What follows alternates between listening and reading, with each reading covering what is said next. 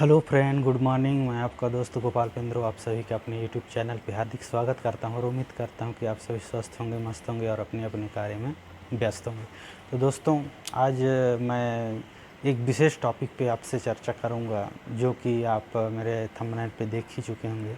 भगवान शिव शंकर जी से कुछ सीखने की कोशिश करेंगे हम लोग आज। तो दोस्तों, आप देखे होंगे शंकर भगवान भोलेनाथ, जो कि देवों में सबसे बड़े देव कहे जाते हैं, है ना। आप सुने भी होंगे कि देवों में सबसे बड़े देव महादेव। तो वो बड़े क्यों हैं, उनमें ऐसा क्या क्वालिटी है कि वो सबसे बड़े हैं। तो आप उनका देखेंगे हर चीज़, तो आपको भी एहसास होगा कि हाँ, वास्तव में उनमें ऐसा कुछ चीज़ें हैं जिसके वजह से वो बड़े हैं। तो चलिए, सबसे पहले हम उनका जो कहा जाए आचरण है उस पर बात करते हैं। उनका पहनावा ओढ़ावा, है ना, वो कैसे कैसे परिस्थितियों में रहते हैं, कैसे रहते हैं, वो सारी चीज़ों के बारे में आज हम उनका जानने की कोशिश करते हैं। और सबसे पहला मैं बताऊं कि आप देखे होंगे, अब उनका हम देखते हैं क्या है, उनको उनका रहने का तरीका क्या है, उसको सबसे पहले यार देखते हैं। तो उसमें क्या है, सबसे पहले आप देखेंगे कि भगवान क्या है, अपने उनके सर पे देखे होंगे गंगा मैया निवास करती हैं, है ना।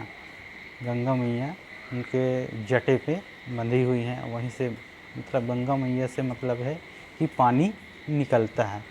और उसके थोड़ा सा नीचे जाएंगे तो उनका तीसरे आँख खुलते ही क्या निकलने लगता है, आग। क्या निकलता है, आग। मतलब वो आग और पानी को साथ साथ लेके चलते हैं। और देखे होंगे उनके सर पे क्या रहते हैं, चंद्रमा रहते हैं, है ना। तो चंद्रमा में कहा जाता है कि अमृत होता है। और नीचे जाएंगे, उनके कंठ में क्या रहता है, विष धारण किए हुए हैं। मतलब विष और अमृत भी वो क्या कर रहे हैं, साथ साथ लेके चल रहे हैं। और उससे नीचे जाएंगे तो क्या है, उनके गले में सांप, है ना। और थोड़ा सा नीचे जाएंगे तो उनके एक पुत्र हैं गणेश जी, उनका सवारी क्या है, चूहा। और जानते हैं सांप जो है चूहा को खाने वाला है। मतलब उनका भी एक दूसरे का प्रवृत्ति बिल्कुल अलग है। अब और उससे थोड़ा सा नीचे जाएंगे तो वहाँ पे क्या है कि देखे होंगे उनका दूसरा पुत्र है कार्तिकेय। कार्तिक, उनका सवारी क्या है, मोर। और मोर को देखे होंगे कि मोर जो है सांप को वो भी खाने वाला है। तो वो भी एक दूसरे के विपरीत आचरण वाले हैं, है ना। उससे और एक कदम आगे जाएंगे तो देखे होंगे कि शंकर भगवान का जो क्या है सवारी है, वो क्या है, नंदी महाराज यानी बैल, है ना।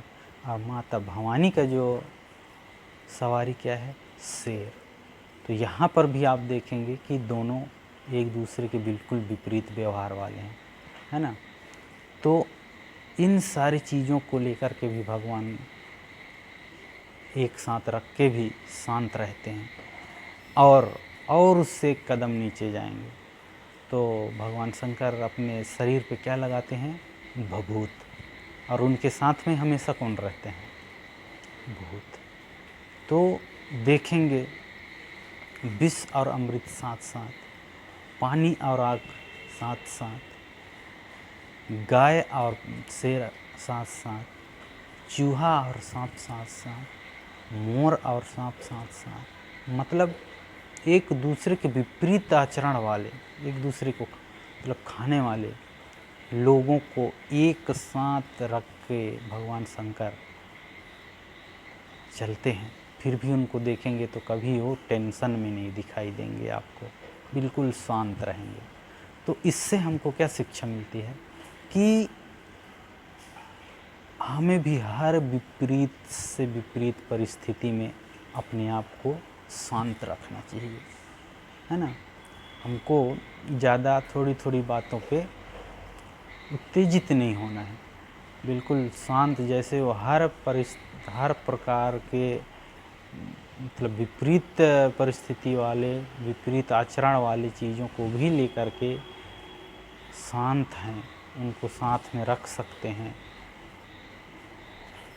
तो इससे हमको बहुत बड़ी शिक्षा मिलती है कि हमको भी अपने जीवन में अगर सफल होना है, इसी कारण से क्या है, भोलेनाथ देवों में सबसे बड़े देव कहे जाते हैं, क्योंकि वो हर प्रकार की परिस्थिति का सामना बहुत ही शांत तरीके से करते हैं। तो आपको भी अगर किसी भी क्षेत्र में तरक्की करना है ना, तो आपको भी हर परिस्थिति को, विषम से विषम परिस्थिति में भी शांत रह कर के अपने दिमाग से काम लेना है, तब जाके आप सफल हो सकते हैं।